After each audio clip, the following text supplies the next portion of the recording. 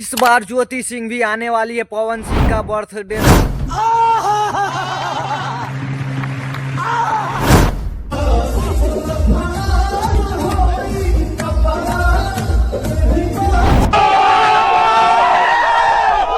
नमस्कार दोस्तों, आज के इस वीडियो में बताने वाले हैं पवन सिंह के बर्थडे में क्या सच में ज्योति सिंह आने वाली है। तो देने वाली पूरी जानकारी। वीडियो पसंद आएगा तो एक लाइक जरूर करिएगा। चलते हैं वीडियो को शुरू करते हैं। दोस्तों, आप लोगों को पता ही होगा 5 जनवरी को पवन सिंह का बर्थडे मनाया जाता है। 5 जनवरी को यानी पवन सिंह का बर्थडे के दिन यूट्यूब हो या इंस्टाग्राम हर जगह पवन सिंह का बर्थडे का ही चर्चा होता है।